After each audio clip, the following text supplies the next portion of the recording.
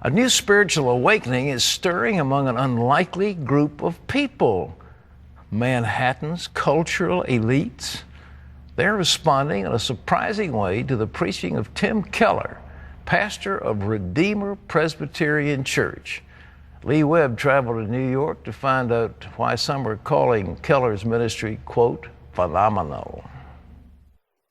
You must find it invigorating to see the challenge that is New York City. I do, and actually Tim Keller is not a household name in the evangelical world. He doesn't have a radio or TV ministry and rarely gives interviews. But what began in 1989 as a handful of believers has grown to 5,000 people gathering each Sunday in places like this college auditorium on Manhattan's Upper East Side. The worship service and surroundings are rather low-key, and so is Keller's speaking style. Talk to a crowd without saying... The average person, when they think of megachurch, thinks of a style, a polish, either a very slick person, teeth-capped, an actor, or a person who is deliberately in jeans and goatee and little granny glasses and who's trying to be hip.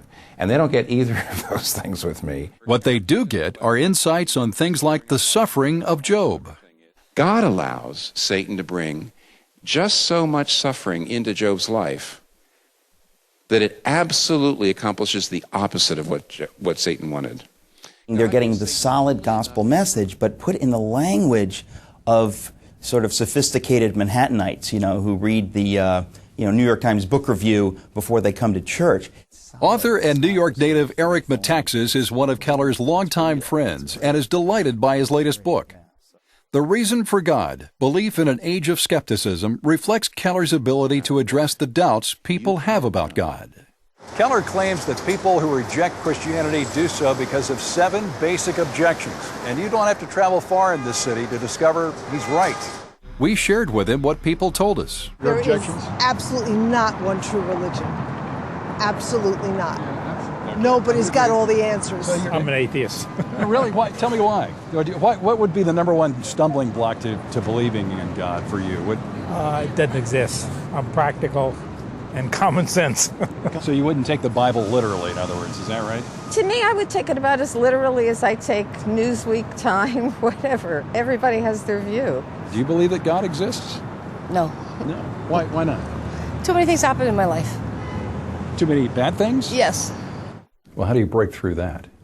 Believing there is no God out there at all isn't going to be much consolation to you. Would you at least consider this, that Christianity is the only religion that says God came down into this world and loved us so much he was willing to be involved in our suffering. He was willing to actually suffer with us. Keller says, indeed, that's one of the lessons we can learn from the book of Job. The Bible is not the record of people following the rules and grabbing the blessing. The Bible is a record of grace breaking into people's lives, usually in the form of suffering, who otherwise would never have been able to overcome their own corruption and brokenness. That message rang true for Ellie Ellsworth. She was a skeptic that we could have bumped into here a few years ago. She admits she didn't understand Christians or particularly care for them. I thought they were not thinking people. I thought they were not, and that their intellect was dulled. Ellie became successful in New York's entertainment industry, but she says there was an emptiness in her life that she tried in vain to fill. For me, mainly became a sexual appetite that wouldn't really stop and became necessary to be adored by men as often as possible. When one of those men invited her to attend a worship service at Redeemer, Ellie says she went just to please him.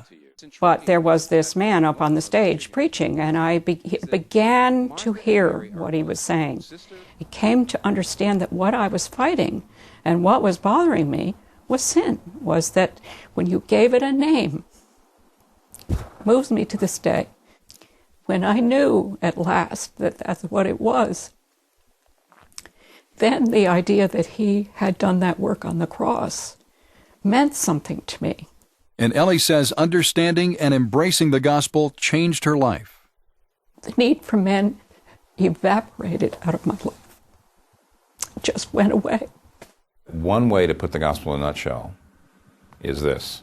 You are more wicked than you ever dared believe, and yet you are more loved and accepted in Jesus Christ than you ever dared hope. Today, Ellie is an active member of Redeemer and one of many skeptical New Yorkers God has reached through Keller's ministry. Slowly, Keller is gaining a reputation in New York and across the country. The White House asked him to speak at the memorial service marking the 5th anniversary of 9/11. He loves the city and its culture, and his goal is to add hundreds of churches to the 60 that Redeemer has already planted here. My idea is that in every single neighborhood, you've got churches that are not just simply evangelizing tribally, not caring about the city and only trying to build up their own numbers, nor more liberal churches that are just trying to help the poor and not calling people to conversion, but churches that are calling people to conversion and seeking the welfare of the city in every single neighborhood. That's going to change the city in a good way. Lee Webb, CBN News, New York. Well, New Yorkers are open to God just like everybody else. It just takes sometimes a different message, a different presentation, but good for Tim Keller. That's great. That's awesome.